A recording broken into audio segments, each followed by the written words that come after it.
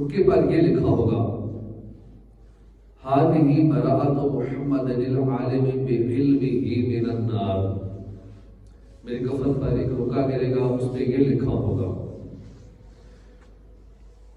کہ وہ جو محمد جو عالم ہے اسے علم کے سبب سے جہنم سے چھٹکارا مل گیا، یہ اس رکے پر لکھا ہوگا، اس رکے کو میرے کفن میں رکھ دینا۔ چنانچہ غسل کے بعد اسی طرح جیسے آپ نے بتایا تھا رکا گرا، جب لوگوں نے رکا پڑھ لیا تو میں نے اسے ان کے سینے پر رکھ دیا۔ اس رکے میں خاص بات یہ تھی کہ جس طرح سیدھی طرف سے پڑھا جاتا تھا اس کی بیک سائڈ سے بھی اسی طرح پڑھا جاتا تھا۔ میں نے اپنی والدہ معاہدہ سے پوچھا کہ نانا جان کیا عمل کرتے تھے کہ ان کو یہ پہلے سے ہی علم تھا کہ میرے مرنے کے بعد ایسا ایسا ہوگا، رکا گرے گا، اس میں یہ لکھا ہوگا۔ امی جان نے فرمایا کہ کان اکثر اعمالہ دوام الذکر مع کثرت الصلاۃ علی النبی، یعنی ان کا یہ عمل تھا کہ وہ ہمیشہ اللہ کے ذکر کے ساتھ ساتھ درود شریف کی بھی کثرت کیا کرتے تھے۔ میری زبان تر رہے ذکر و درود سے، بے جا ہنسوں کبھی نہ کروں گفتگو فضول۔ اللہ کرے ہمیں بھی درود پاک کثرت سے پڑھنے کی عادت بن جائے، فضول گفتگو نہ کرے، بے جا ہنسے نہ۔ صلو علی الحبیب صلی اللہ تعالی علی محمد صلی اللہ علیہ وآلہ وسلم۔ حضرت انس رضی اللہ تعالیٰ عنہ فرماتے ہیں کہ ایک مرتبہ ایک دن سرکار دو عالم صلی اللہ علیہ وآلہ وسلم تشریف فرما تھے، آپ نے تبسم فرمایا۔ سیدنا فاروق اعظم رضی اللہ عنہ پوچھے یا رسول اللہ میرے ماں باپ آپ پر قربان، آپ نے تبسم کیوں فرمایا؟ ارشاد فرمایا کہ میرے دو امتی اللہ کی بارگاہ میں دو زانوں گر پڑیں گے، ایک عرض کرے گا یا اللہ مجھے اس سے انصاف دلا، اس نے مجھ پر ظلم کیا ہے۔ اللہ پاک دعویٰ کرنے والے سے فرمائے گا اب یہ بیچارہ کیا کرے، جس پر دعویٰ کیا گیا ہے وہ بیچارہ کیا کرے، اس کے پاس تو کوئی نیکی نہیں ہے کہ اب تمہیں نیکیاں دے اور حساب برابر ہو۔ مظلوم عرض کرے گا، مدعی عرض کرے گا کہ میرے گناہ اس کے ذمہ ڈال دیں۔ اتنا ارشاد فرما کر سرکار دو عالم صلی اللہ علیہ وسلم رو پڑے۔ حضور کو اپنی امتیوں سے بڑی محبت ہے، اپنے امتی کی پریشانی دیکھ کر آپ بے چین ہو جاتے ہیں۔ جب دیکھا کہ میرے امتی اس سے یہ تقاضا کر رہے ہیں کہ اس کے پاس نیکی نہیں ہے مجھے دینے کے لیے، تو ٹھیک ہے میرے گناہ اس پہ ڈال دیے جائیں۔ اب جس میرے امتی پہ گناہ ڈالے جائیں گے وہ دوزخ میں جائے گا۔ حضور نہیں چاہتے میرا کوئی امتی دوزخ میں چلے۔ حضور رو پڑے۔ اتنا ارشاد فرما کر سرور دو عالم صلی اللہ علیہ وسلم نے فرمایا کہ وہ دن بہت عظیم دن ہوگا، کیونکہ بروز قیامت ہر ایک اس بات کا خواہش مند ہوگا، ضرورت مند ہوگا کہ اس کا بوجھ ہلکا ہو جائے۔ جتنے گناہ ہم دنیا سے لے کے ساتھ جائیں گے، ہر ایک چاہے گا کہ کسی طرح یہ گناہوں کا بوجھ جو میں دنیا سے اپنے ساتھ لائے ہوں کسی طرح یہ ہلکا ہو جائے، میرے گناہ کم ہو جائیں، ختم ہو جائیں، کسی اور کو دے دیے جائیں، جو بھی ہو مجھ سے یہ بوجھ ہلکا ہو جائے۔ ہر بندہ اس چیز کا حاجت مند ہو۔ اللہ پاک مظلوم سے فرمائے گا، اس مدعی سے فرمائے گا جس نے دعویٰ کیا ہوگا، وہ دیکھ تیرے سامنے کیا ہے۔ وہ عرض کرے گا کہ اے میرے پروردگار وہ تو سونے کے شہر اور بڑے بڑے محلات ہیں، یا اللہ یہ کس شہید کے ہیں یا نبی کے ہیں، پیغمبر کے ہیں، صدیق کے ہیں؟ اللہ پاک فرمائے گا یہ اس کے لیے ہے جو ان کی قیمت ادا کرے۔ یا اللہ ان کی قیمت کون ادا کر سکتا ہے؟ اللہ پاک فرمائے گا تو ادا کر سکتا ہے۔ عرض کرے گا یا اللہ میں کیسے ادا کر سکتا ہوں؟ اللہ پاک فرمائے گا اس طرح کہ تو اپنے اس بھائی کو معاف کر دے، یہ مال تیرے۔ عرض کرے گا یا اللہ میں نے سارے حقوق اس کو معاف کیے. جو اللہ کی بارگاہ میں دعویٰ کرنے والا مدعی ہوگا جب ان محلات کو دیکھے گا کہ وہ مجھے اتنی سی بات میں مل سکتے ہیں کہ میں اپنے بھائی کو معاف کر دوں اور وہ سارے محلات بڑے بڑے سونے کے محلات مجھے مل جائے کہ یا اللہ میں نے سب حقوق معاف کیے. اللہ پاک فرمائے گا اپنے بھائی کا ہاتھ پکڑ اور دونوں جنت میں داخل ہو جائیں. سرکار دو عالم صلی اللہ علیہ وسلم نے فرمایا اللہ پاک سے ڈرو اور مخلوق میں صلح کرواؤ کیونکہ اللہ پاک بھی بروز قیامت صلح کروائے گا. مسلمانوں میں اللہ پاک قیامت کے دن بھی صلح فرمائے گا. بلا حساب و جنت میں داخلہ یا رب پڑوس خلد میں سرور کا ہو عطا یا رب. اے عاشقان رسول بیان کرتا حدیث پاک میں ہمارے لیے کئی اس میں سبق آموز مدنی پھول ہیں. پہلی بات یہ معلوم ہوئی کہ قیامت ابھی تک قائم نہیں ہوئی, ابھی قیامت آنی ہے. بندوں کا حساب کتاب جزا و سزا کا فیصلہ ابھی ہونا ہے, ابھی وقت باقی ہے. مگر قربان جائے گے نگاہ مصطفیٰ پر, قربان جائے گے علوم مصطفیٰ پر, بالخصوص علم غیب مصطفیٰ پر کہ رب کریم کی عطا سے غیب کی خبریں دینے والے مکی مدنی صلی اللہ علیہ وآلہ وسلم نے قیامت قائم ہونے سے پہلے بتا دیا کہ ایسے ایسے واقعات ہوں گے. قیامت والے واقعات کو نہ صرف آپ نے ملاحظہ فرما لیا بلکہ صحابہ کرام کے سامنے اظہار بھی فرما دیا یہ ہوگا. تم کو علم غیب مولا نے عطا فرما دیا, کر دیا ہر جا پہ حاضر اور ناظر یا نبی. دوسری بات اس حدیث پاک سے یہ معلوم ہوئی کہ بندوں کے حقوق کا معاملہ بڑا نازک ہے. میدان محشر میں ایک بندہ اپنا حق طلب کرنے کے لیے دوسرے بندے کے خلاف اللہ کی بارگاہ میں دعویٰ کرے گا یا اللہ اس سے میرا حق دے گا. افسوس اب تو ایسا لگتا ہے کہ دین سے دوری اور بے عملی کے سبب لوگوں نے بندوں کے حقوق کے معاملے کو اتنا ہلکا سمجھ لیا ہے.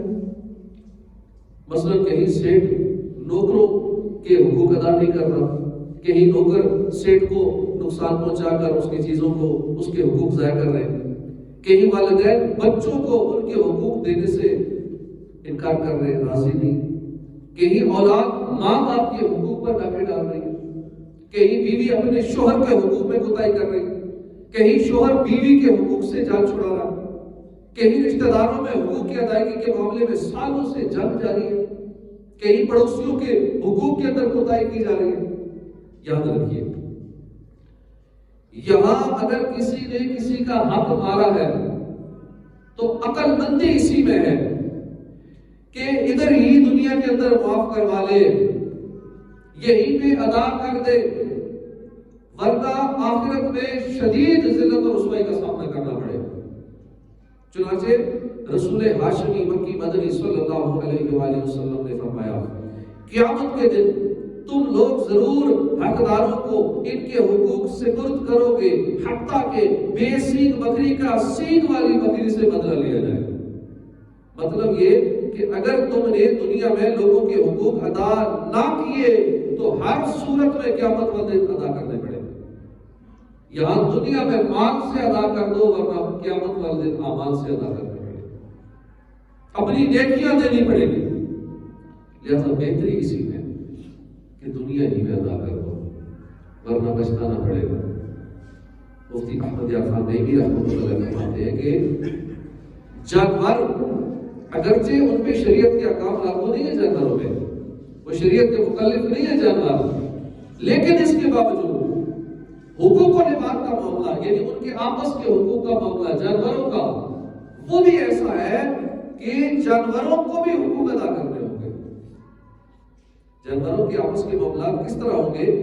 مفتی صاحب فرماتے ہیں کہ اگر دنیا میں سینگ والی بکری نے بے سینگ بکری کو مارا ہوگا تو قیامت والے دن اس سینگ والی بکری کے سینگ اس بے سینگ والی بکری کو دے دیے جائیں گے اور وہاں اسے کہا جائے گا آپ اسے بدلا. حالانکہ لیکن حقوق العباد کا معاملہ، آپس کے حقوق کا معاملہ ایسا ہے کہ جانوروں کا بھی حساب کتاب وہاں پہ برابر ہو۔ روز محشر شہاب مجھ گناہگار کا، آپ رکھنا بھرم تاجدار حرم۔ تیسری بات یہ معلوم ہوئی کہ آپس میں صلح و صفائی سے رہنا اللہ کو بہت پسند ہے، کہ رب کریم قیامت والے دن مسلمانوں میں آپس میں صلح کروائے گا۔ یہ عمل اللہ کا اتنا پسندیدہ عمل ہے، لوگوں میں صلح کروانا اللہ کی رضا کی خاطر، کہ جنت میں داخلہ عطا فرمائے گا۔ لہٰذا اگر ہم اللہ کو راضی کرنا چاہتے ہیں، اگر ہم اپنے معاشرے کو پرامن معاشرہ بنانا چاہتے ہیں، پیسفل سوسائٹی دیکھنا چاہتے ہیں، اگر ہم محبتوں کو عام کرنا چاہتے ہیں، نفرتوں کو ختم کرنا چاہتے ہیں، اگر ہم جنت میں داخل ہونا چاہتے ہیں، اگر ہم جنتی نعمتوں سے لطف اندوز ہونا چاہتے ہیں، اگر ہم قیامت کی رسوائی سے بچنا چاہتے ہیں، تو ہمیں چاہیے کہ آپس میں صلح کرتے رہنے کی عادت بنا، جنت کا حقدار بنانے والے اس عمل کو ہم خوب عام کریں۔ ہمت کیجیے، اپنے نفس کی خاطر ہونے والی لڑائیوں سے ہاتھوں ہاتھ فوراً مسلمانوں سے صلح کر لیجیے، اگرچہ آپ بڑے ہیں، اگرچہ آپ کا قصور نہیں ہے، الحمدللہ صلح کروانا ہمارے پیارے آقا صلی اللہ علیہ وسلم کی سنت ہے۔ اللہ پاک نے قرآن مجید میں بھی صلح کروانے کا حکم ارشاد فرمایا ہے۔ سورہ حجرات 12:26 میں ارشاد فرمایا کہ مسلمان بھائی ہیں تو اپنے دو بھائیوں میں صلح کرو اور اللہ سے ڈرو کہ تم پر رحمت ہو۔ مکہ مدینے کے سلطان صلی اللہ علیہ وسلم نے ارشاد فرمایا، کیا میں تمہیں نماز، روزہ اور صدقے سے بھی افضل عمل نہ بتاؤں؟ صحابہ نے عرض کی، یا رسول اللہ ضرور بتائیے۔ ارشاد فرمایا کہ وہ عمل آپس میں روٹنے والوں میں صلح کروا دینا ہے، کیونکہ روٹنے والوں میں ہونے والا فساد یہ خیر کو کاٹ دیتا ہے۔ یاد رہے کہ مسلمانوں میں وہی صلح کرنا اور کروانا چاہیے جو شریعت کے دائرے میں ہو۔ ایسی صلح جو حرام کو حلال کر دے، حلال کو حرام کر دے، ایسی صلح جائز نہیں ہے۔ جیسا کہ اللہ کے پیارے حبیب صلی اللہ علیہ وسلم نے فرمایا کہ مسلمانوں کے درمیان صلح کروانا جائز ہے، مگر وہ صلح جائز نہیں ہے جو حلال کو حرام، حرام کو حلال کر دے۔ مثلا میاں بیوی میں اس طرح صلح کروانا کہ تو شوہر کے پاس نہیں جائے گا، ایسی صلح درست نہیں ہے۔ اسی طرح میاں بیوی میں 3 طلاقیں ہو گئی ہیں، اب کہیں کہ صلح کروا دیں، خیر ہے، کوئی بات نہیں، غلطی ہو گئی ہے، غلطی ہو گئی، 3 طلاقیں ہو چکی ہیں، اب صلح نہیں ہو سکتی، اب آپس میں شریعت نے منع کر دیا، دور ہو گئے، اب جائز نہیں ہے، ایسی صلح کروانا ناجائز ہے۔ اسی طرح مقروض مسلمان سود اپنے قرض خواہ کو دے گا، اس بات پر صلح کروانا کہ تو نے سود دینا ہے، کیونکہ تو نے اس سے پیسے لیے ہیں، تو نے اگر وقت پہ پیسے نہیں دیے تو تو نے اتنا جرمانہ دینا ہے۔ اب یہ ساری سود کی صورتیں ہیں، اس بات پہ اگر صلح کروائے گا تو یہ جائز نہیں ہے صلح۔ اسی طرح اپنے دوست کو مجبور کرنا کہ مجھ سے صلح کرنی ہوگی تو فلاں ڈرامہ یا گانا سننا ہوگا یا دیکھنا ہوگا، تب میں صلح کروں گا، تو ایسی صلح کروانا بھی درست نہیں ہے۔ اسی طرح اور کئی ناجائز صورتیں بنتی ہیں، بہت ساری مثالیں ہیں۔ تو اس طرح کی صلح جو حرام کو حلال، حلال کو حرام کر دے، ایسی جائز نہیں ہے۔ مسلم شریف کی حدیث میں لا طاعت فی معصیت اللہ انما طاعت فی المعروف، اللہ کی نافرمانی میں کسی کی اطاعت جائز نہیں ہے، اطاعت تو صرف نیکی کی کام ہے۔ تو صلح میں ان باتوں کا خیال رکھنا ضروری ہے کہ نافرمانیوں کے کاموں پر سمجھوتا نہ ہو۔ مثلا گھر میں شادی کے فنکشن میں بچوں کا بھرپور زور ہے کہ گھر میں میوزیکل فنکشن ہونا چاہیے، ناچ گانا ڈھول ڈھماکہ ہونا چاہیے۔ اب بندہ کہے کہ میں نے تو بیان میں صلح کے بڑے فائدے پڑے ہیں، ناراضگی ایسی بات نہیں ہے، کہیں بچے ناراض نہ ہو جائیں، اس لیے خیر ہے شادی میں میوزیکل پروگرام کر لو، ناچ گانا اور یہ جتنے بےہودہ کام ہے، غیر شرعی کام ہے، یہ کر لو کہ بچے ناراض نہ ہو جائے۔ تو اس بات پہ ناراض ہوتے رہے، اس طرح کی صلح جائز نہیں ہے جہاں رب کی نافرمانی ہو، کیونکہ ایسی صلح ناجائز اور حرام اور جہنم میں لے جانے والا کام ہے۔ تو اللہ پاک ہمیں شریعت کے تقاضوں کے مطابق صلح کرنے کی توفیق عطا فرمائے۔ ایک اچھا کام ہے صلح کروانا، اس سے اللہ اور اس کے رسول کی رضا نصیب ہوتی ہے۔ قبر کے مراحل آسان ہو جاتے ہیں، صلح سے آخرت کے منازل آسان ہو جاتی ہیں۔ صلح کرنا کہ بندے کو جنت کے قریب کر دیتا ہے، صلح سے بندہ جہنم سے دور ہو جاتا ہے، صلح سے لوگوں کی نظروں میں عزت و وقار میں اضافہ ہوتا ہے، صلح کرنے سے بندے کی نیک نامی ہوتی ہے، صلح سے محبتیں پروان چڑھتی ہیں، نفرتوں کا خاتمہ ہوتا ہے، صلح سے شیطان ذلیل و رسوا ہوتا ہے، صلح سے روٹے ہوئے خاندان کی آپس کی ناراضگیاں دور ہوتی ہیں، صلح سے رشتہ داروں کے ساتھ اچھا سلوک کرنے کا جذبہ ملتا ہے، صلح سے سکون اور قرار نصیب ہوتا ہے، صلح سے بے چینی اور بے سکونی کا خاتمہ ہوتا ہے، صلح کرنے سے ڈپریشن اور ٹینشن کا خاتمہ ہوتا ہے۔ الغرض بے شمار فضائل صلح کرنے کے، اتنے فوائد ہونے کے باوجود پھر بھی کچھ لوگ ہیں جو صلح کرنے سے کتراتے ہیں، دوریاں بڑھاتے ہیں۔ اس کی بنیادی وجہ علم دین سے دوری ہے، ان کو فائدے نہیں پتا کہ صلح کے فوائد کتنے ہیں۔ شیطان بھی ایسے موقع پہ جال بچھا کر لوگوں کو صلح کرنے سے دور کرتا ہے اور دشمنیوں کے سلسلے برقرار رکھنے کی پوری کوشش کرتا ہے۔ ہمیں ہمت کرنی چاہیے، صلح کر کے دین و دنیا کے فوائد پانے کی کوشش کرنی چاہیے۔ ہمارے بزرگان دین کا بھی یہی عمل تھا۔ حضرت ابو ہریرہ رضی اللہ عنہ ایک مرتبہ حضور کی احادیث مبارکہ بیان فرما رہے تھے، اس دوران فرمایا کہ ہر قاطع رحم یعنی رشتہ داری کاٹنے والا ہماری محفل سے اٹھ جائے۔ ایک نوجوان اٹھا اور اپنی پھوپھی جو سے ناراض تھی، اس ناراض پھوپھی کے پاس گیا، جا کے اس کو راضی کیا، اور اس نوجوان سے جب پھوپھی نے کہا کہ تم جا کر اس کا سبب تو پوچھو کہ آخر ایسا کیوں ہے کہ ابو ہریرہ کے اعلان کی حکمت کیا ہے۔ نوجوان نے حاضر ہو کر پوچھا تو حضرت ابو ہریرہ نے فرمایا کہ میں نے حضور سے یہ سنا ہے کہ جس قوم میں قاطع رحم ہو اس پر رحمت نازل نہیں ہوتی، اللہ پاک کی رحمتوں کا نزول نہیں ہوتا۔ تو دیکھا آپ نے کہ پہلے کے مسلمان کتنے خوف خدا والے تھے کہ خوش نصیب نوجوان نے اللہ کے ڈر کی وجہ سے فوراً اپنی پھوپھی کے پاس جا کے صلح کر دی۔ تو ہمیں بھی چاہیے کہ غور کریں خاندان میں کس کس سے انبن ہے، جب معلوم ہو جائے تو اگر کوئی شرعی عذر نہ ہو تو فوراً ناراض رشتہ داروں کو راضی کر لینا چاہیے، صلح صفائی شروع کر دینی چاہیے۔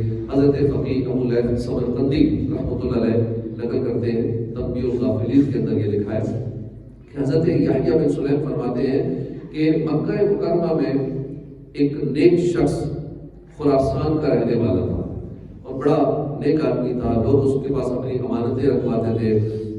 ایک شخص نے اس کے پاس 10,000 اشرفیاں یعنی سونے کے سکے اس کے پاس امانت کے طور پہ رکھوائے اور خود کے سفر میں چلا گیا۔ جب وہ واپس آیا تو پتہ چلا کہ وہ خراسانی نیک شخص تو انتقال کر گیا ہے، اور بڑا پریشان ہوا کہ اس کے اہل و عیال سے اپنی امانت کا پوچھا تو انہوں نے لاعلمی کا اظہار کیا۔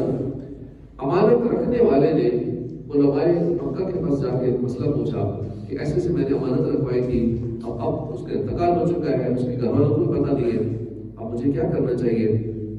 انہوں نے کہا کہ ہم امید کرتے ہیں کیونکہ نیک آدمی تھا تو جنتی ہوگا، تم ایسا کرو کہ چاہے زمزم کا جو کنواں ہے وہاں جاؤ اور وہاں جا کر اس کا نام لے کر آواز دینا اور اس سے پوچھنا۔ 3 راتیں اس نے ایسا ہی کیا، وہاں سے کوئی جواب نہ آیا۔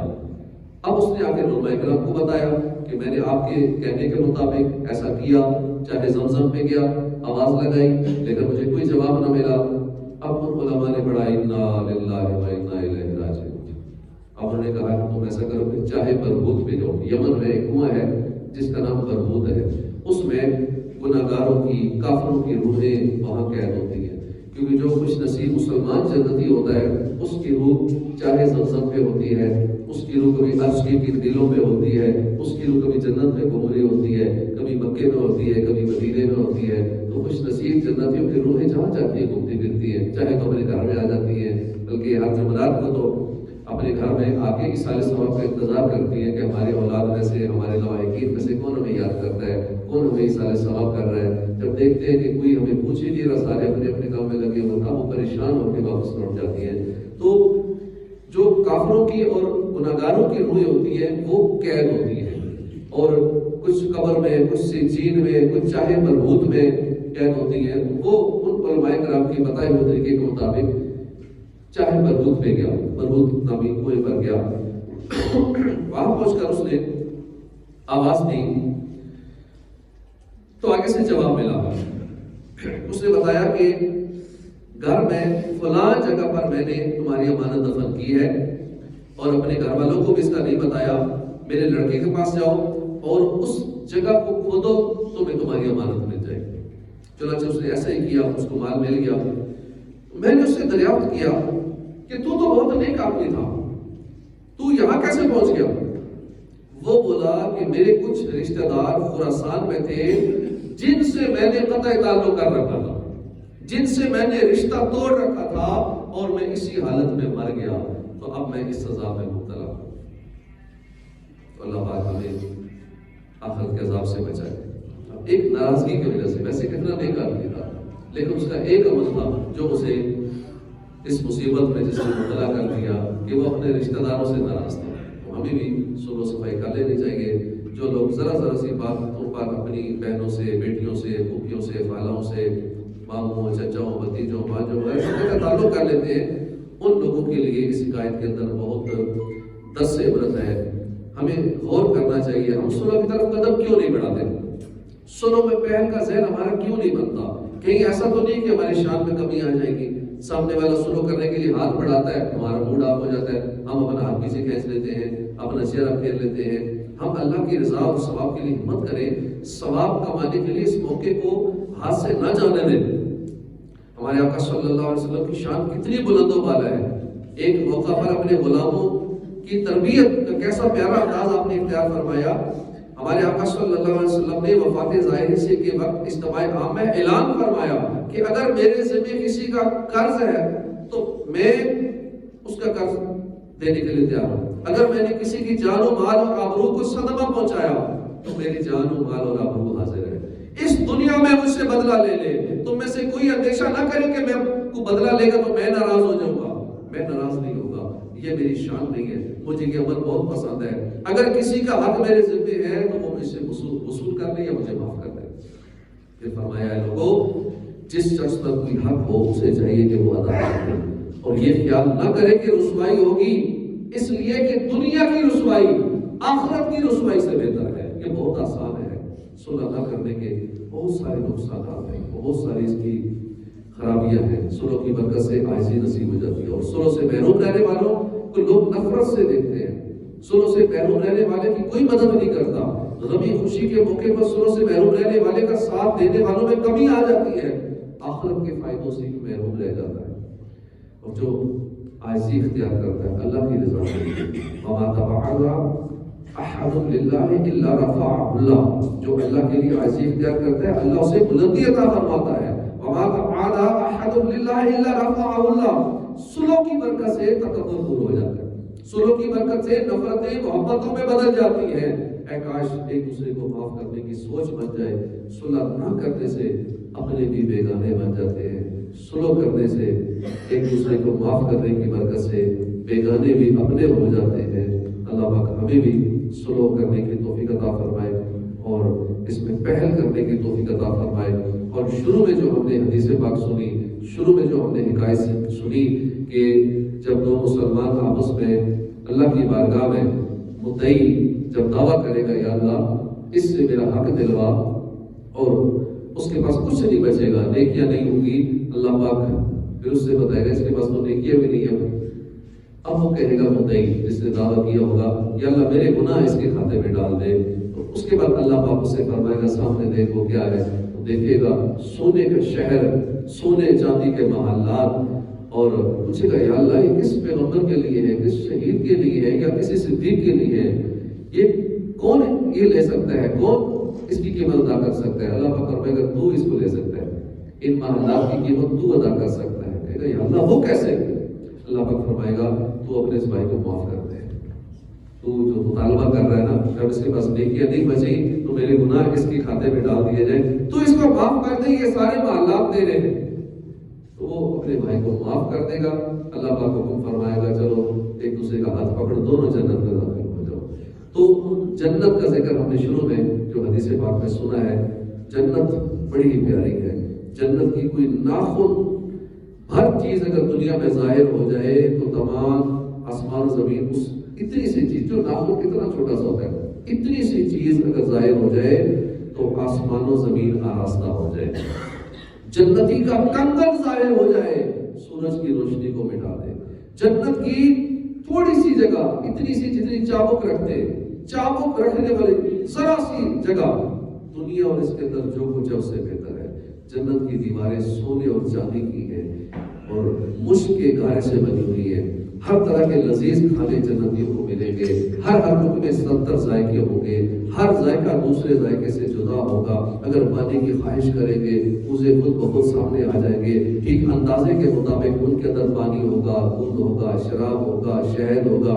جتنی خواہش ہوگی اتنا ہوگا. نہ ایک قطرہ زیادہ ہوگا نہ ایک قطرہ کم ہوگا. اور جب پی چکیں گے دوبارہ اپنی جگہ پہ واپس چلے جائیں گے. وہاں کی شراب دنیا کی شراب کی طرح نہیں ہوگی، بدبودار، کڑواہٹ والی، نشے والی، بے عقل کرنے والی. آپ سے باہر ہو کر بےہودہ جو بکتے ہیں یہ ہمارے دنیا کی شراب پی کر، تو ان شراب کی طرح وہ شراب نہیں ہوگی. وہاں نجاست نہیں ہوگی، گندگی، پخانہ، یہ ساری نجاستیں بالکل بھی نہیں ہوگی. بس ایک خوشبودار فرق بخش نکال آئے گا، سب کا ہضم ہو جائے گا. اور اس کے علاوہ بے شمار نعمتیں ہیں. 10,000 خادم تو ہر وقت خدمت کے لیے سر میں کھڑے ہوں گے، جن کے ہاتھ میں پیالے ہوں گے. ایک ہاتھ میں سونے کا پیالہ ہوگا، دوسرے میں چاندی کا پیالہ ہوگا. طرح طرح کے لذت بھرے کھانے ہوں گے. اور جنتیوں کے لباس پرانے نہیں ہوں گے. ہمارے لباس میلے ہو جاتے ہیں، پرانے ہو جاتے ہیں، لیکن جنتی لباس نہ میلا ہوگا نہ پرانا ہوگا. سر کے بال، پلکوں اور بھووں کے سوا جنتی کے بدن پر کہیں بال نہیں ہوں گے. سارے بے ریش ہوں گے اور سب کی عمریں 30 سال ہوگی. تو جنت بڑی ہی پیاری ہے. اللہ کرے ہم ان دنیا کی رنگینیوں میں کھونے کی بجائے ہم اس جنت کا خیال کر لیا کریں. تھوڑی سی یہاں لذتوں کی قربانی دینی پڑے گی، اس کے بدلے میں جنت کی اعلیٰ نعمتیں اللہ پاک عطا فرمائے گا. اللہ ہمیں عمل کی توفیق عطا فرمائے. آمین بجاہ نبی الامین صلی اللہ علیہ وسلم.